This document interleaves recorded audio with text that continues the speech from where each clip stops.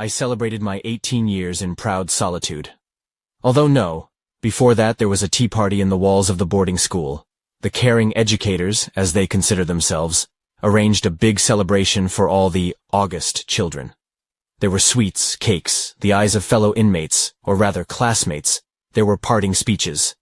Volodya, tomorrow you will begin your adult life. Maria Denisovna, a good, kind, I must say woman, one of the tutors, interrupted me. We called her Baba Masha.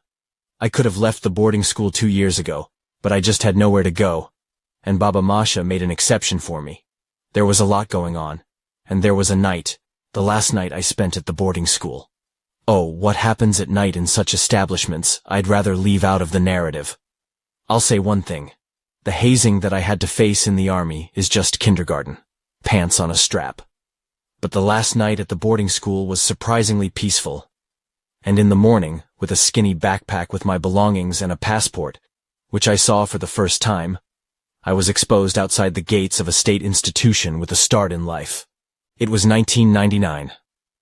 From my late paternal grandmother, I inherited an old house in the Dios, officer's house, area on Krasnogorskaya Street, stove heating, a toilet in the courtyard and other inconveniences, where I settled as the only legitimate heir. Then there were 2 months of wandering as auxiliary workers on construction sites. We wear a round one, we roll a square one. And finally, the long-awaited summons from the military enlistment office. Why the long-awaited one? Because I haven't been able to get used to independent living in this short period of time. And the army, so we were told at the boarding school, is like a mother. That's why I was immensely glad that the time had come to repay the debt to the motherland. I gave it back. I gave it in full. A concussion, an extra hole in my lung, and a feeling of guilt. It was my fault that they managed to pull me out of the UAZ, escorting the headquarters loaf into the bushes by the road, and everyone who did not have time to get out of the cars burned down near the village, whose name I no longer remember. The road seemed calm, but we were ambushed by a gang of irreconcilable which, after shooting our cars, she quickly left for Zelenka, then returning home and trying to arrange my life. Somehow, I managed to get a job as an apprentice in the electrical workshop of a slowly bending factory. It took him a long time, right up to last fall, and then the new director sent everyone on leave without pay, right after the New Year holidays in 2007. But I didn't grieve much. My hands are growing from the right place, and my brain is working, so the Sabbaths for dachas and apartment repairs, for electrics and plumbing, have been replenishing my budget very well for the past 5 years. He spent his earnings safely on repairing his grandmother's house. In general, he earned well. I managed to build a garage and buy a new Niva. More precisely, no, it's not. Chevrolet Niva FAM1. That's right. I also added a veranda to the house, and built a bathroom there. In general, I tried to make my life as comfortable as possible. I must say that I've been living alone all this time. No, there were friends, of course. I had friends, but I didn't really let anyone in. And on February 23rd, I met Leshka Malkov at the mall. We were in training together, and then we served in the Caucasus, getting into the same platoon. "The nut!" someone shouted from the end of the queue at the checkout. "Is your head shell-shocked or what?" I turned around and saw Leka's happy face. "Little one." I also responded with his call sign. Although he was under 2 meters tall, and even in the shoulders. "At least put it down. At least put it down. Give it here." Where without a cue? The woman standing behind me was indignant in the direction of Leka. "Yes, we are together, mother," Lech reassured her in a deep voice, smiling broadly with all 32 teeth. An hour later, Malkov and I were already sitting at my house, drinking vodka, talking about various things and waiting for the sauna to heat up. "And why do you live like this from Sabbath to Sabbath?" Lech was sitting on a shelf in a cramped steam room, like a boiled crab weighing 100 weight. I told him how my life turned out after the service. Enough to live on, even more. Well, there's not much choice, you know. Studying is a mess, but somewhere to settle in, everything is already busy. "What categories of rights do you have?" "B and C." "Well, we have a vacancy." "Where do you have this?" "Rosenkass." "Come on. There's a medical examination, but I won't pass. I tapped my temple with my finger. We'll decide who needs to be hurt. The work is not dusty, after 3 days. And the money is normal, stable every month, bonuses, social package, soldiering though. And the boss is frostbitten to the waist. But we're used to it. Damn, I don't even know. It's settled, Lex said peremptorily. Give it to the park, yes. It's good to fill it. Take a broom. And so it turned out. 3 weeks later, I set off on my first route in a Leahy carriage. The car is heavy, but powerful and obedient. A collector armored car based on the Ford Ranger.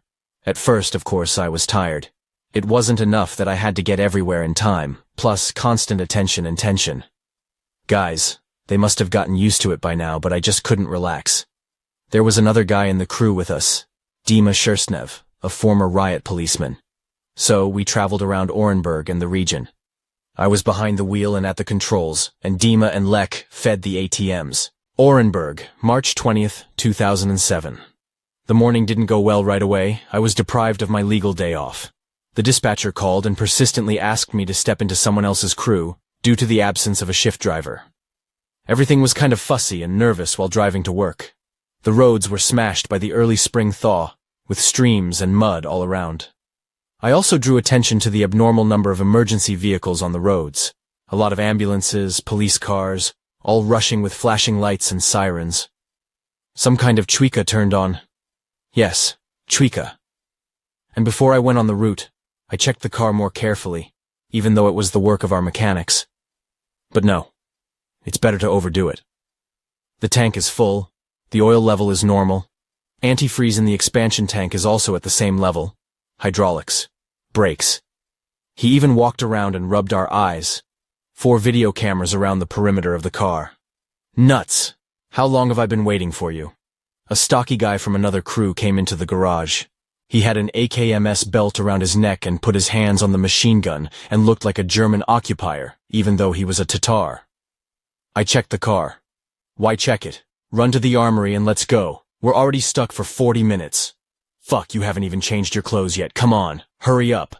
He drove the car out of the garage and ran to change clothes, get armored and armed. We left for the route with a delay of almost an hour. I looked at the clock. Exactly 10 in the morning. As usual, they did not go to the bank to get replacement cassettes from ATMs. We had to go to the airport. The ATM broke down there. The technician has been in place for a long time, and it was necessary to withdraw cash during the repair. They got out of the office on Gagarin Avenue by yards, then raced along a suburban highway, clearly exceeding the speed limit. But today, the dispatcher will turn a blind eye to this, observing the crews using GPS and other newfangled GLONASS monitoring.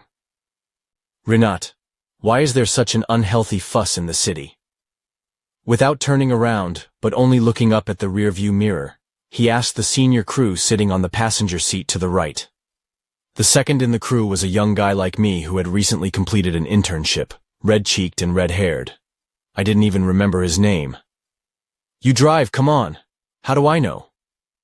And what about your driver? It's fine, I said. Yeah, he'll be fine now without a bonus per quarter. It was noticeable that Rinat was not happy with my company. Oh well. Should I baptize my children with him? And an extra shift on the report card is even good. Then I'll take an extra day off. Fuck! Look at that! Go away! Go away! Rinat suddenly shouted, pointing forward with his hand. I see. I've already noticed the strange behavior of a KAMAZ truck driving towards me. And I even managed to see how the driver was fighting off a passenger who was either kissing him or trying to bite him. Nonsense, but making sharp maneuvers on a heavy armored vehicle is very difficult. He managed to avoid a head-on collision and kept the car on the road. Well done. Rinat praised me with restraint, pulled a pack of cigarettes out of the pouch on his armor and lit up. I thought that was it. Now the whole crew is stuffed. Yeah.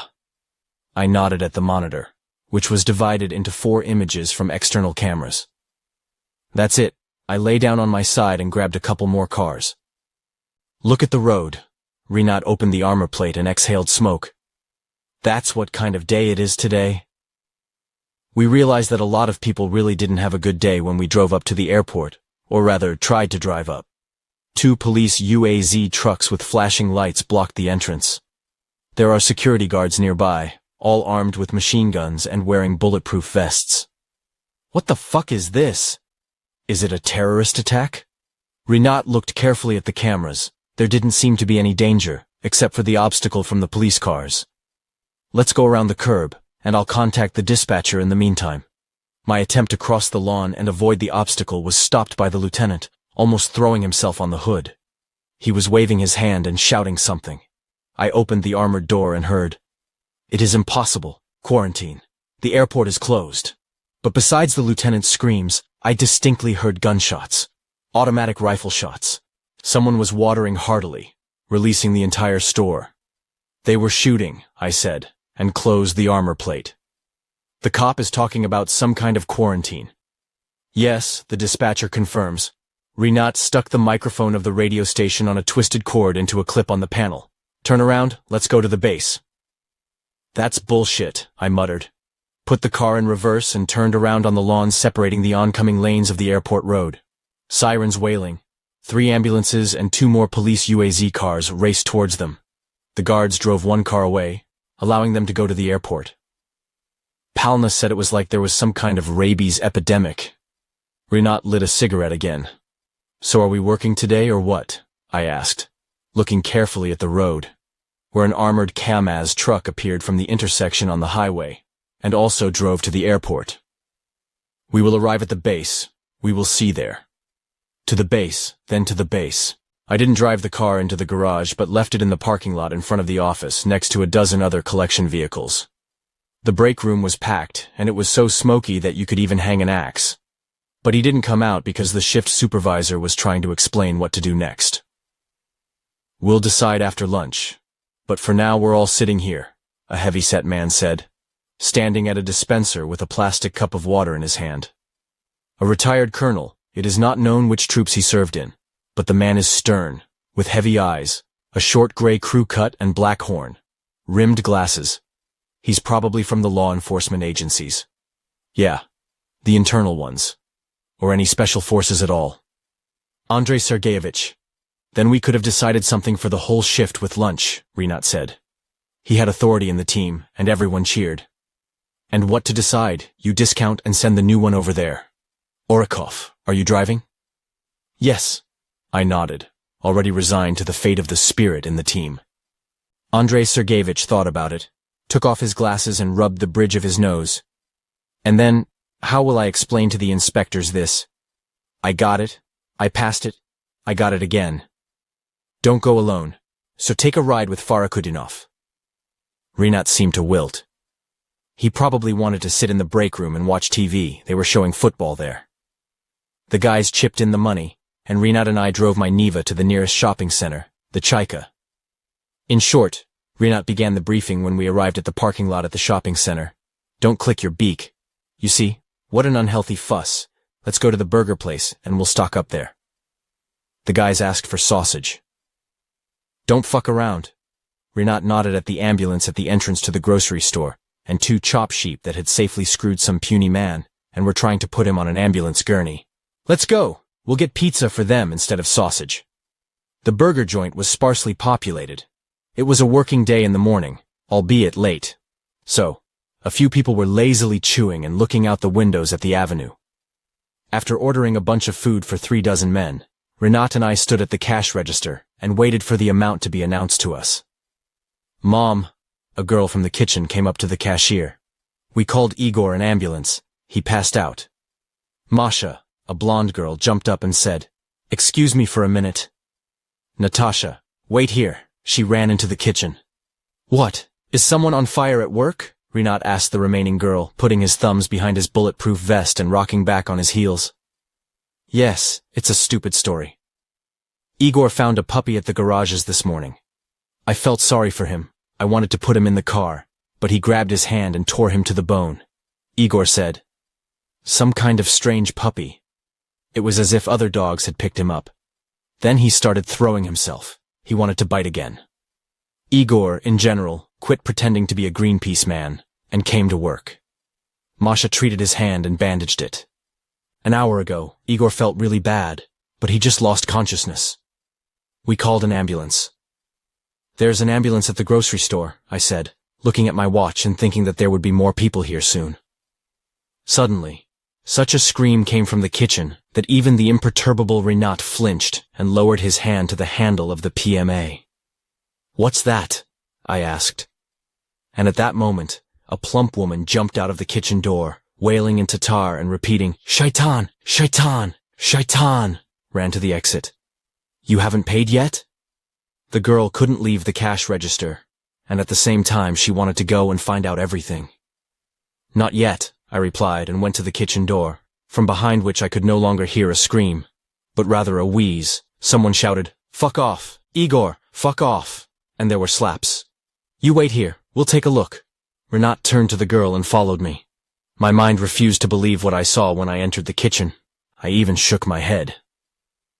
A skinny guy was kicking another man in the liver, as if he were kicking a soccer ball, and this Igor, standing on all fours and crushing the girl from the checkout, tore her neck with his teeth and swallowed pieces of flesh without chewing.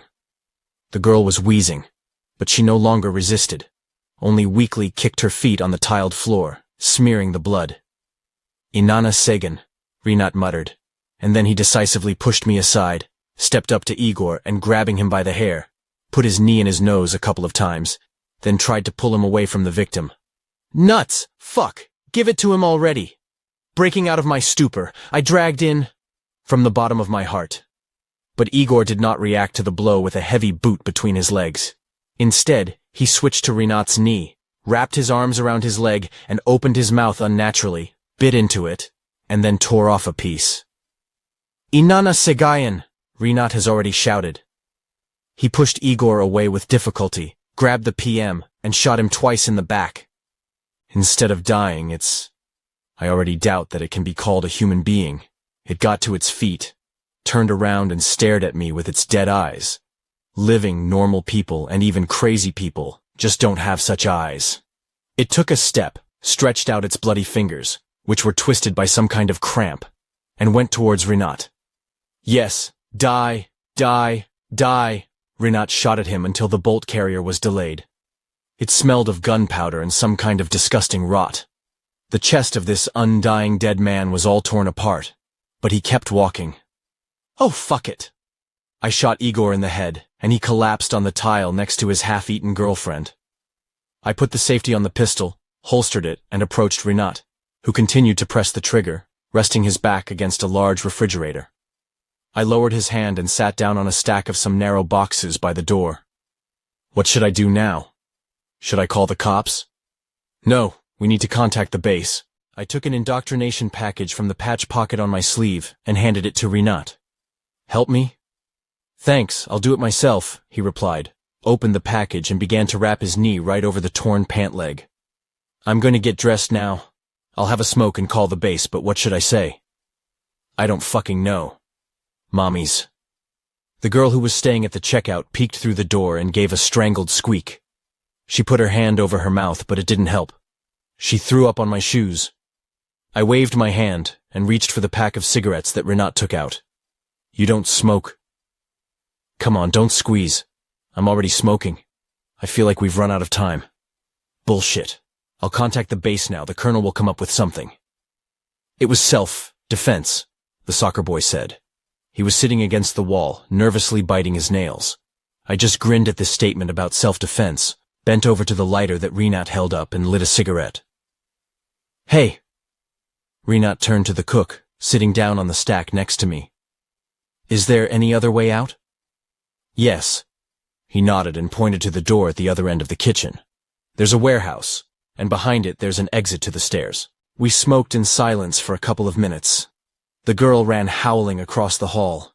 The scullion continued to bite his nails.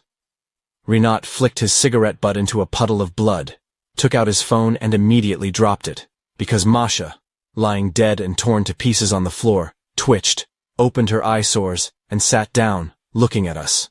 Her collarbone was exposed. Her neck was torn, covered in blood. "Ah!" The kitchen boy jumped up and ran to the back door. I also had a desire to run, but at the same time, my mind was telling me with every pulse beat, "Be like this. It can't. Like this. It doesn't happen. Step back. I patted Renat on the shoulder, getting up. Like he fell on it himself? Renat grinned foolishly. His swarthy face was distorted by the unreality of what was happening. Like, for show, I replied, starting to put something together in my head. Did you watch the movie Resident Evil? Yeah, it's clear. It's wet. I nodded and grabbed the edge of the refrigerator. Let's help. We leaned on it, and the 2-meter stainless steel colossus collapsed to the floor, crushing the dead Masha, who was making some kind of monotonous groaning and groaning. But even when she was pinned down and had a fractured ribcage, she continued to twitch, sort of grinning in our direction and pulling her free hand towards us. But suddenly, probably from my shell-shocked brain, a memory floated out. It happened about the 3rd month of service. We were sent to suppress and eliminate a sniper who was spotted in the ruins of a destroyed ancestral tower. He must have already made a dozen notches on the butt, judging by the dry reports from the checkpoint down the road. They were surrounded. He had to make it before dark, otherwise he would leave. The company commander ordered the AGS to be deployed, and the guys laid 2 snails on the ruins. And then we started climbing up. 2 boys have already bumped into someone else's land with their faces, catching a bullet each. The place was open. There was no bush, no tree, no cobblestone. It was scary. I crawled, knocking my knees and elbows into the blood, wanting to be the first to find him and tear him to pieces with my bare hands. Amidst the roar of dense suppression fire towards the ruins, I clearly heard a sharp SVD shot, and the sergeant, howling like a wild beast, rolled down the slope. I was lucky enough to see movement among the stones, so slow, barely noticeable, almost merging with the motionless age-old stones. This is how specially trained people move. I frantically shoved the VOG into the barrel, took aim and fired. I got where I needed to, and it even sounded like someone was there. Jumping to my feet and firing 2 or 3 rounds at a time, I ran. The nut! The nut! Back! Let's shouted after me. But I had already jumped over the line of stones and fired a burst at the moving rags. Jumping up, he kicked the SVD out of some child's hand and, resting the barrel of the machine gun against the sniper's stomach, pulled the hood of a homemade mask from his face. But as soon as I saw that face, it was like an electric shock.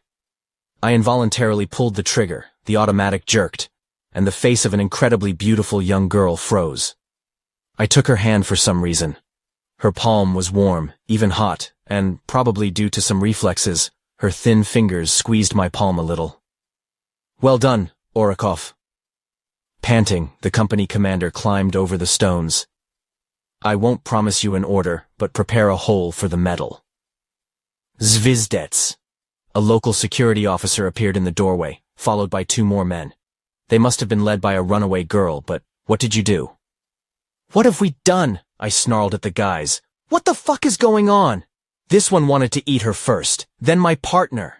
They fired a magazine at him almost point blank, but he didn't die. And look at this one. Do they even live with such injuries?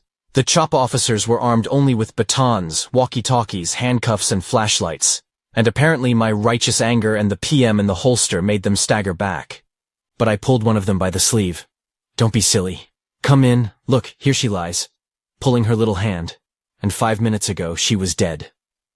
Then I heard the squeak of rubber on asphalt from the street. Then a bang, a clink of glass, and a screech. The building shook slightly. The minibus flew into the mall, someone shouted from the audience. Guys.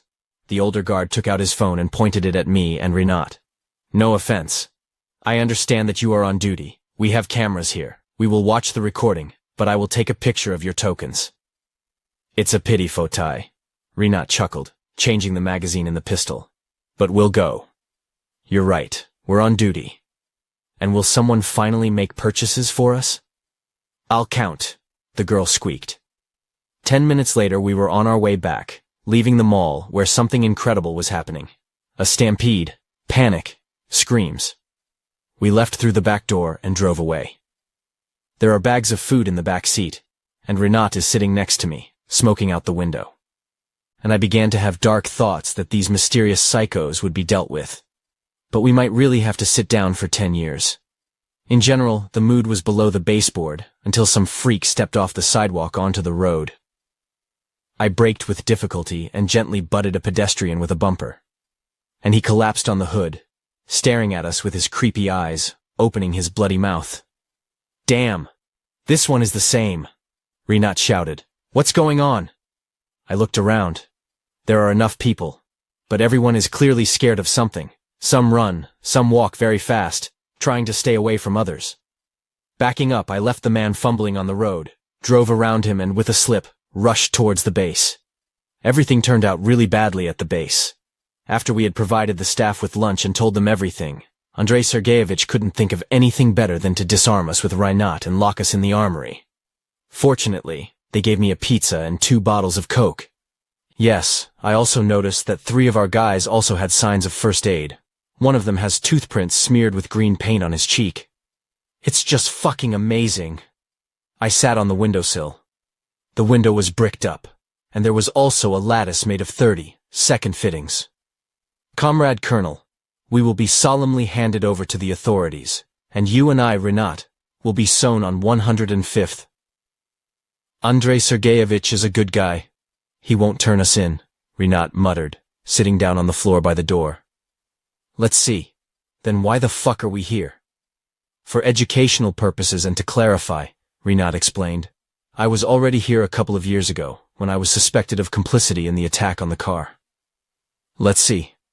I rolled up my slice of pizza and began to chew, washing down the ersatz lunch with a Coke. The room was 2.5 by 5 meters. Along one wall, from the floor and almost to the suspended Armstrong, there was a gun safe, 1/2 meter thick, made of thick duralumin sheets, with sliding doors. Massive locks and thick eyelets did not give any chance to open this monumental creation without a special tool. On the other wall, there are 2 low safes, old Soviet ones. The cartridges are stored there. In the middle of the room is an office desk, next to a chair on wheels. Cleanliness is everywhere, even paper clips are not lying on the floor. The door is made of iron, with a narrow window and a sliding armored flap.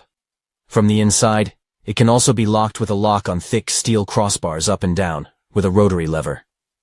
To the right of the door on the wall is a plastic first aid kit box. Oh. Sit on the chair. Let's treat your leg. I put the half-eaten piece back in the box, jumped off the windowsill and went to the first aid kit. Everything is in place. A couple of packs of pills for constipation and acne, vials of iodine, peroxide, alcohol with kelp, a patch, a bandage, cotton wool. Come on, Rinat agreed, sat down on a chair and began to unwrap the blood-soaked bandage. He generously poured peroxide into the laceration, treated its edges with green paint and bandaged it like a human being. Did you fight? Rinat asked me. I nodded, tightening the bandage. I immediately understood one of ours. Only your friend Lek always carries an indie package with him, and now, as it turns out, you're also here. Those were the times. There were many who fought. Don't tell me. We only have the colonel here, and you and Lech are from the military. The rest are all from the cops. I'm a former homicide officer. I served in the Lenin Department of Internal Affairs, but I let the wrong asshole in according to protocol. As it turned out, he was the drum of our narcos. But there is no way to work out the opposite. The prosecutor's office was already in the topic. Anyway, they got me later. Their own people. Is it a shame? I climbed with my feet back on the windowsill. I'm not offended. This is my 4th year here and I like it. And there's much less chance of catching a bullet. How can I say, I looked at the clock, 1500. And the colonel? Is he from the organs? No, Grushnik. The armory was located at the very end of the corridor on the 1st floor of the office. Through the open window of the weapons dispensation, the sound of a running TV could be heard. Football was being shown there. Rinat leaned back in his chair, and putting his feet up on the table, dozed off. He looked kind of lousy and refused to eat. Okay, I'll get more. I decided to take a nap too, since the windowsill is wide. And, having settled down comfortably, he also closed his eyes. And what if the soldier is asleep? The service is underway. It was as if I was thrown. There was shooting in the office. Screams were heard. I jumped off the windowsill, ran to the door and listened. Take it. Where the fuck is it? Wait. I could hear the hysterical snatches. "Rinat, wake up." "There's some bullshit in there," I said, and put my ear to the window again. Rinat woke up, but it was no longer Rinat. The same eyes that make everything inside shrink. She tried to stand up, bracing her feet on the floor, but it didn't work, and the chair moved slightly away from the wall. I started pounding on the door with my foot. "Rinat has turned into this psycho. Do you hear?" They might have heard me, but no one was rushing to the rescue. It looks like they need to be rescued there now. Meanwhile, Rinat fell to the floor. His movements were like he was drunk, and hungry. I'm so hungry that I'm ready to devour me along with my clothes. The thoughts in my head flew by at breakneck speed, and I moved to the table with the same speed, separating myself from Rinat, who had already risen to his feet and took a step towards me, but rested against the table, stretching out his hands and scratching with his nails on the tabletop. In the office, someone fired a few more times. I took a couple of steps to the window. Rinat figured it out and went there too. And I rushed back, grabbed a chair and, like a fool, smashed it with it. Rinat fell to the floor, having managed to grab onto my weapon, and I had to let go of him. Finally, I snatched the right one out of the frenzied stream of thoughts. I need to damage Rinat's head, like that Igor. But with what? No, my right hook is very decent but not that good. We played catch-up for a couple more minutes. I figured it out. When Rinat got where he needed to be, I leaned on the table, moving it with Rinat to the safes with cartridges. There is. I jumped up to the fallen Rinat, grabbed his head with both hands, and began to hammer it against the corner of the safe. At the same time, I screamed so much that when Rinat died for the second time, but finally I tried to call for help again, but only croaked, "Over here! Is anyone there?" But apart from the sounds of the TV running and some kind of fuss, nothing else. Just in case, I closed the door of the armory from the inside by turning the latch lever, then climbed onto the windowsill, squinting at Rinat's immobilized body. Shots were fired several more times in the direction of the recreation room, screams were heard, and then everything went quiet. I sat there for a long time, for a couple of hours, until I heard shuffling footsteps approaching along the corridor. "Hey!" I jumped to the window and immediately recoiled. The same eyes, filled with fierce carrion, stared at me. It was Palna, our dispatcher. She stuck her chubby hand through the window and either hissed or growled softly, trying to reach me. "Take it away. Take the claw away." I hit my arm a couple of times with a chair. When Palna pulled out her hand, I closed the latch, exhaled with relief, set up a chair, and sat down on it. Andrei Sergeyevich, before putting Rinat and me under arrest, forced us to empty everything out of our pockets, keys, phones. I even took the cigarettes and lighter from Rinat, and I would smoke now, and drink 500 grams. Orenburg, March 21st. I slept on the safe, climbing up on the table next to it.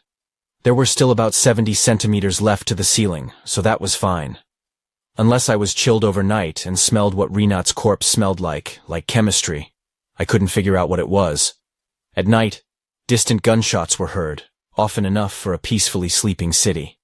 The sirens stopped in the early morning, and anyway, it was very quiet, except that you could hear the TV and shuffling footsteps, slow footsteps outside the door. Although no, distant gunshots could still be heard. I also really wanted to go to the bathroom. Deciding that this chemical smell was much stronger, I nevertheless relieved myself in the corner by the door. Does it smell like solvent? Precisely. The corpse reeked of acetone. I doubted for a long time if I could, but still, choking and fighting nausea, I ate a piece of pizza and washed it down with a Coke. You have to eat, no matter what happens. Hunger weakens. When you think about food all the time, you're bound to miss something important. Maybe Lesh will come? I asked myself a question out loud, and the people outside the door immediately perked up. And I shouted, "Knock your head on the door harder, maybe you'll die." What an ambush. It's really like that scary zombie movie. Zombies. Precisely. Damn, the building is dense. There are under 1 million people. All kinds of shopping malls, offices, schools, kindergartens. Those who were in the Chaika yesterday have probably already been bitten, died, rebelled, and are now wandering around the neighborhood, looking for someone to devour.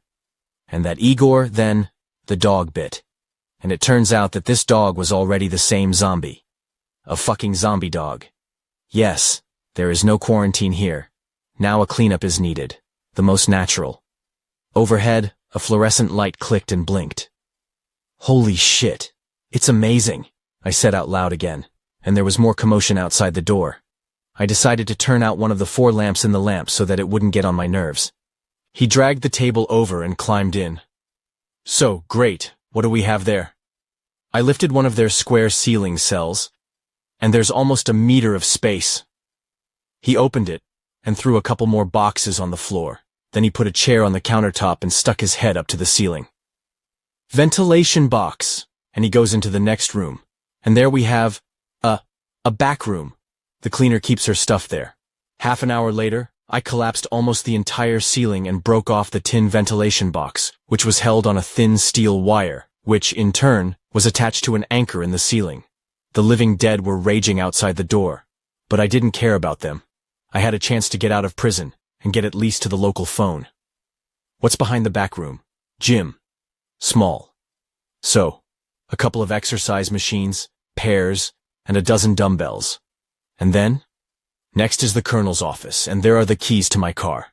And in it is Renata Kalashmat. What's with the car keys? There's the gun keys. Or did the colonel have them with him? But now it doesn't matter. Now I have a goal. And in my quest to survive, I'm very good at getting what I need. The grate on the window helped. I climbed into the box feet first, and I managed to gouge out another ventilation section. Now the task was to squeeze into the next room. And before I did that, I grabbed the contents of the first aid kit, threw both bottles of Coke and the rest of the pizza into the hole, and then I climbed up and almost got stuck. I was more panicked. I went down the shelf and listened. The shuffling moved to the door of the utility room. Okay, I've already figured out how to trick them. I have to get to the gym right now. I knocked on the wall and immediately hit it with all my might. There is. We are working further. Pounding my shoe against the wall, I first punched a small hole and looked into it. No one, although not. Legs, someone's legs. It was uncomfortable to look at, so I made the gap a little bigger and stuck my head in. I recognized the man who was reclining at the door of the gym, only by his build. It was the driver of one of the carriages. His face was bitten, his clothes were torn on his arm, and his arm was hurt. It was unclear whether it was rags or scraps of muscle and skin hanging from the bones.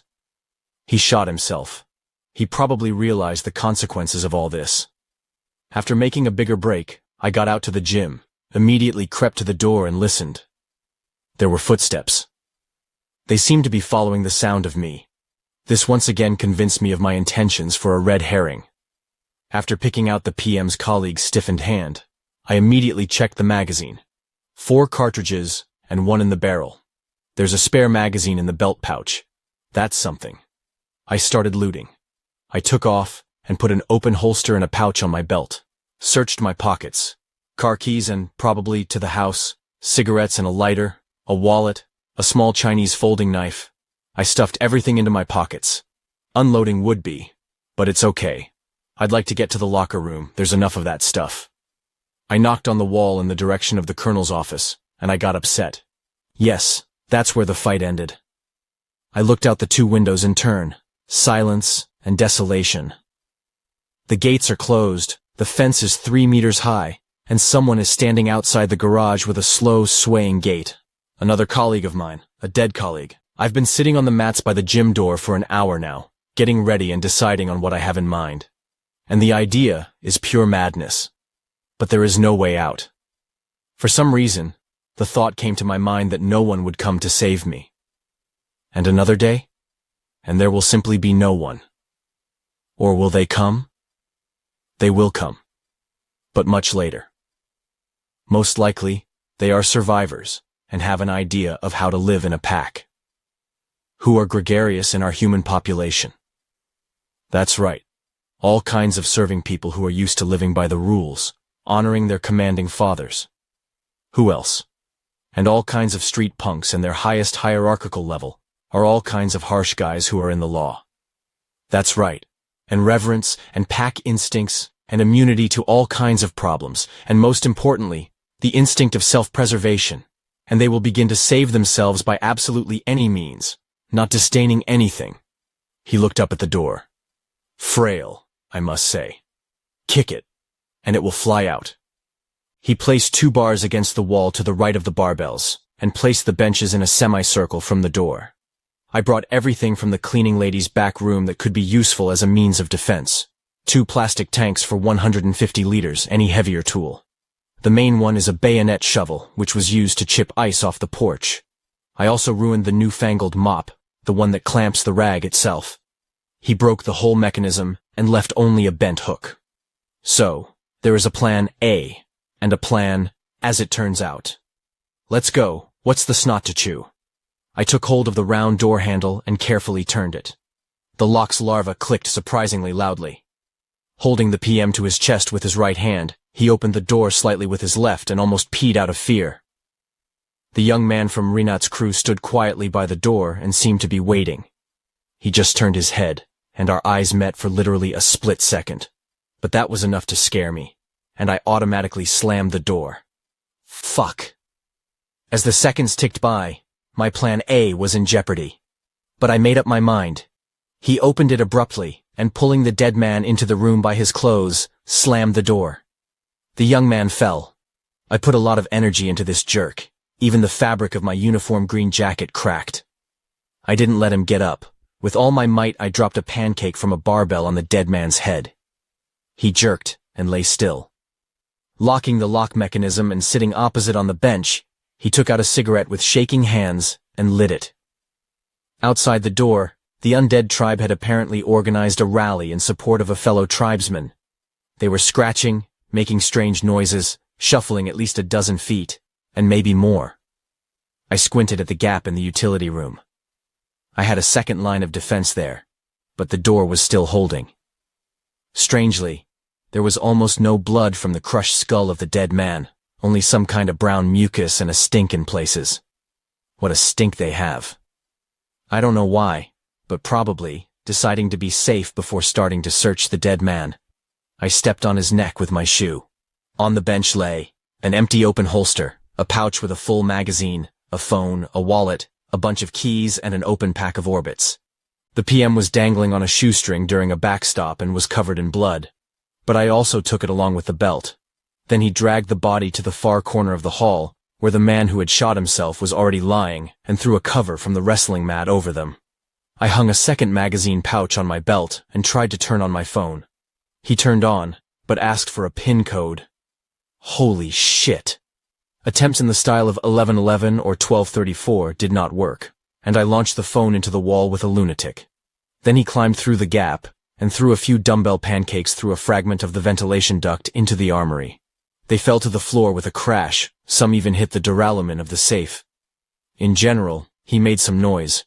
And it worked. The dead creatures wandered to the end of the corridor. And I took window cleaner and rags from the shelf, went out to the gym and began to wash the captured PM, having completed its incomplete disassembly. Comrade Makarov has developed an excellent pistol, but he is not bothered with the problem of quickly changing the magazine. No, maybe some mastodons from the special forces like alpha officers change the magazine in a second. But I tried to do it at speed. Fuck all over the face. The swarm went out alone. So it's better to have a second loaded pistol with an empty cartridge than a second magazine, which still needs to be changed in time under the pressure of dead creatures. There were 2 large mirrors in the hall, but I didn't have time to admire myself. And after putting a second open holster on his belt in front and putting a second loaded PM in there, he decided to take a look at himself anyway. As a famous character in an old Soviet cartoon used to say, a heartbreaking sight. In the reflection, a haggard, dirty, but armed man looked at me. It was hard for me to recognize myself as a nasty guy. Okay, we need to get some food, as another character in the same cartoon said.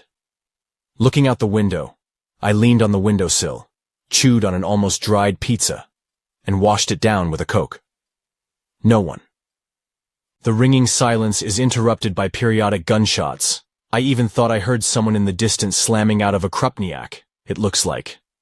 I was glad that someone was still alive, and I was worried about how the survivors would live on from now on. Help each other or kill each other. Suddenly someone pushed the door. It was so noticeable, it even cracked. I dropped the food, pulled out my gun, and ran to the door. "Who's so smart?" I asked quietly, and then the door was shaking again. Fortunately, it opens outwards.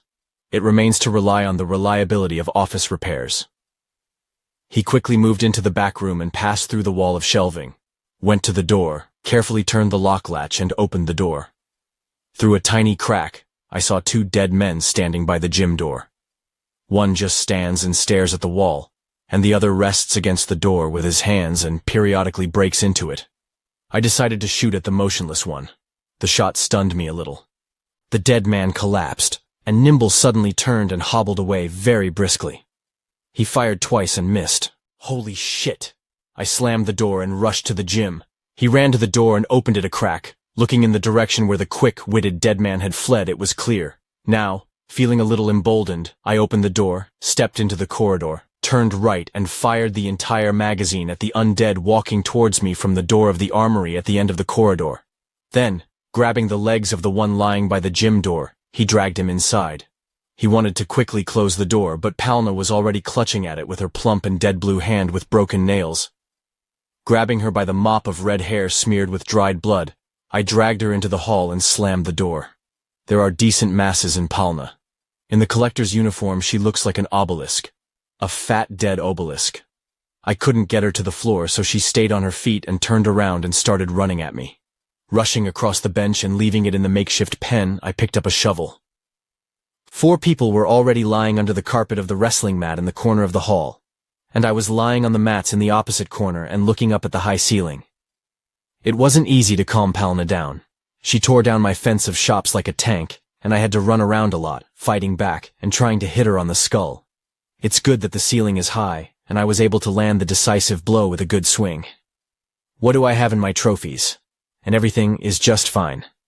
Thank you, Andrei Sergeyevich, for not sending everyone to hand over their weapons while waiting for orders from above.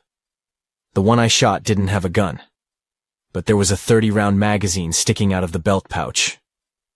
We have some guys working with the Cedars. They did. So 30 PM cartridges are in the cash register. But Palna surprised me. She's not just a dispatcher.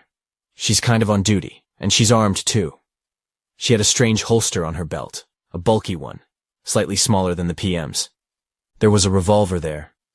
It seemed to me a terrible squalor, this P92. But it felt good and comfortable in my hand. Let it be. There was also a leather pencil case. There were 2 plastic clips for 5 rounds, also French. One more thing. 2 chocolate bars, a Chinese flashlight in a rubberized case with a claim to be a tactical option, more keys, and 2 phones. One phone was dead, but Palna's phone, a simple Nokia, was quite alive and even without a PIN code. Unfortunately, I don't remember Lehigh's number by heart. Okay, let's try this. I dialed 102. It started ringing, but they didn't pick up the phone. I dialed several times. Then I dialed 112. The same song, but no. What? Without even introducing himself, a tired male voice asked. Judging by the answer, you're not saving anyone anymore? You distracted me from an important task. You just tuned in. Good luck to the whole world, boy. Moscow, St. Petersburg, and major cities are about to be devoured. There is no government. The police seem to have been devoured. Who didn't get eaten? They ran away. It's still unclear with the army. What did you want? I want to live. Everyone wants to, but not everyone will succeed. Where are you? In the 23rd micro-district. There's an ass. There's a lot of hospitals. That's where they took all the bitten ones at first. In half a day, everything was dead there. I don't have much time left either. You tell me what, kid. Listen up. Do you have a weapon? Yes. Great. Shoot only in the head. Dead people don't talk. If he shouts, he doesn't say anything. Shoot. They're a bit dumb. They walk slowly. Yes. There are dead dogs, rats, crows. What's more? There was a brief silence on the other end of the line, breathing heavily. There are no more emergency services. If possible, Get out of the city. Although it is also unknown what the prospect is. In general, live boy, as long as you can. B. I distinctly heard a shot. There was a rustle and the connection was interrupted. That's the rescue service. I grabbed 2 chocolate bars, washed them down with a Coke, and swirled the bottle. 1/3 is left. He found a pack of cigarettes among a pile of captured junk and lit one. The ringing of the call startled me. Mom? Hello? The voice was very pleasant, melodious, and calm. Hello, I replied. Who's that? Oh, I must have pressed the wrong button. I have a quick call here. Vadim? No, that's right. This is Olga Pavlovna's phone number. Oh, it's just that she didn't come home. Wasn't replaced, probably. Please tell her not to forget about the milk and something for tea. What? Well, milk. Milk, fuck. For tea, I said. First pushing the pipe aside and then bringing it back and saying, You know, I have very bad news for you. Which ones? The voice on the other end of the line wavered. Olga Pavlovna is dead. What? How? When? About 40 minutes ago. I looked at the clock. There are a lot of dead people around now. The connection was interrupted. Probably the phone was dropped. I sincerely felt sorry for the person on the other end of the connection. Okay. I don't even remember my mom, but it's probably going to be hard for her to get over it now. I lit another cigarette. He snapped cartridges from the Cedar magazine and equipped the PMS magazines. He put another 10 rounds in his pants pocket. The belt has become heavier for another holster and a couple of pouches. I could have stood it. Well, stop kneading the rolls. I got up resolutely, made my way to the back room, threw a few pieces of iron into the gunsmith shop, making a lot of noise, then returned to the hall and carefully opened the door. Here he is. Nimble.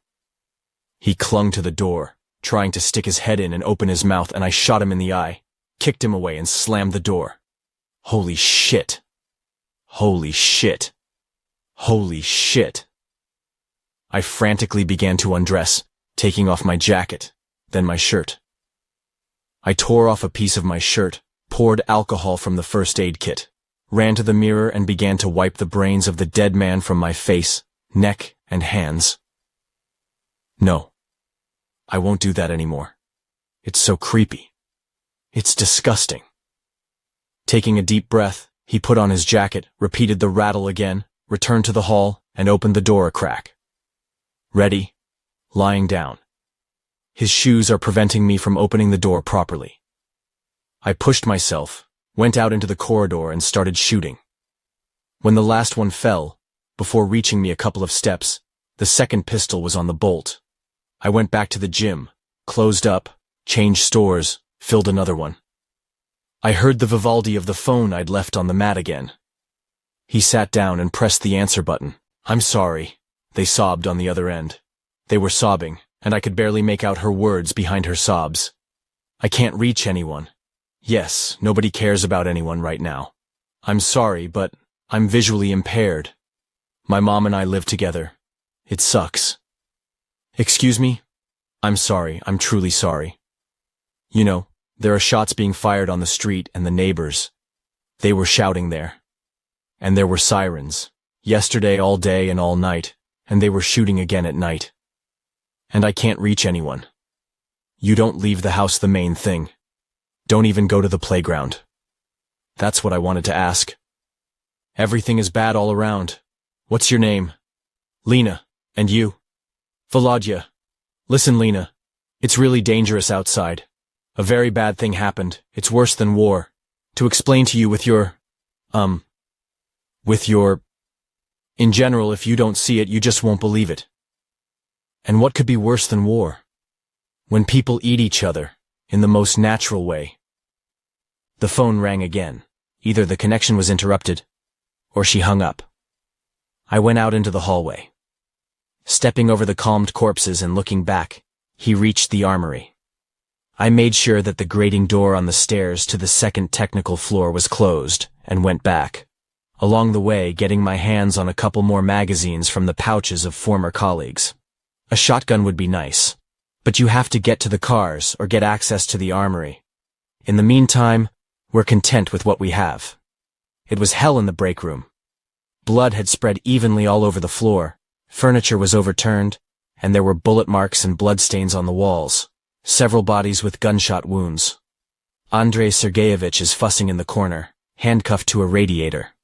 I only recognized him by his gray crew cut, all his clothes turned from green to brown. A blood-soaked Stechkin lay nearby. I hesitated to enter for a long time, but I was not sure that I would get in from the door. Risking slipping, I went in anyway, but I lit a cigarette first, as the smell was simply unbearable. Stopping 2 steps away from the colonel, I raised my hand with a pistol. "Thank you, Comrade Colonel. It's thanks to you that I'm probably alive, even if only one." And he fired. Orenburg, March 22nd. I didn't want to wake up, or rather, I didn't want to get up. I opened my eyes an hour ago, at 9 in the morning, when a helicopter flew over the building at low altitude, cutting the air with its blades. I slept in the control room, on a soft sofa. There were a lot of weapons, ammunition, and equipment on the floor and on the table. The door in the control room is made of iron, the window is made of armored glass. I even showered and changed clothes yesterday, after locking the front doors and lowering the blinds from the outside. He squinted at the monitor on the wall. In 12 pictures, you can observe the premises in the office, the gates, and the parking lot. Yesterday I searched the internet, which surprisingly worked. However, not all news sites were opened, but we managed to get the overall picture. And that MOE Nick wasn't lying. It's a pity. I was hoping he wasn't himself after all. What should I do now? The Ford has a full tank. How much fuel will you have to sit down and drive? And where to? He reached for the phone on the windowsill and made a call. The connection was established about the 4th time. The beep started. "Hello? Volodya?" "Yes, Lena, it's me. How are you?" "I've been crying all night. I want a drink. There's no milk, no water coming out of the tap. They probably turned it off at night, but there wasn't much in the kettle." "Did you flush the toilet today?" "What? What does the toilet have to do with it?" "There's regular tap water in the tank. You can drink it. It's advisable to boil it, of course." "Oh, thanks. I didn't think of that." She sniffed. "Lena." "What? Are you crying?" "Yeah, I'm crying again." "Tell me your address." "Why?" "Because I'm probably the only one left in this world to help you. Chkalova 20, apartment 160, 5. Wait in an hour and a half or 2. "Okay, I'm waiting." Lena switched off. I put my phone in my breast pocket, turned on the kettle, and took out a plastic sandwich box from the small refrigerator. She must have brought Palna with her. Shh. Pshh. Sawing. "Acacia, to the 14th crew. Acacia, answer the 14th. Oh, fuck it." I jumped up, sat down at the dispatcher's desk and took the microphone of the radio station. "Actually, the 14th is my crew, or rather the Leakin. The voice is yes, kind of similar. Before I answered, I thought, I doubted, but he answered anyway. "Acacia is on the line." "Fuck, who's in touch? A nut? Nut, are you?" "Yes, Lech. We're on our way. We'll be there in about 10 minutes. Who are we?" "Just anyone. Cops, soldiers, a combined company of the half-eaten. Hold on, Lech. We'll be there soon." "Yeah," I replied, and put the microphone on the table. So, Lech showed up. Somehow, I immediately felt better, and, for some reason, I was even glad that another 10 minutes, and I wouldn't be alone. I don't want to be alone anymore. An armored personnel carrier of 80 and an armored riot police Kamaz arrived. When I saw the car on the monitor, I pressed the button on the wall, and the gate went to the side. Then he unlocked the front door and returned to the control room. "The nut! What about the deadlings you have?" "2 people shy away on the street or in the garage. I didn't have time for them." "The office is clean," I replied, pressed the button to close the gate and added, "I mean there are no dead people anymore." "I got it. The guys will clean it up now, and I'm with the senior of the group to come to you." "You don't have to knock," I replied, and put down the microphone, munching on a sandwich and watching on the monitor as armed men, variously but well-equipped, poured out of cars. And then I was getting ready, while a strong riot policeman in Lech watched the events of the previous days on fast forward. And there's not much to gather.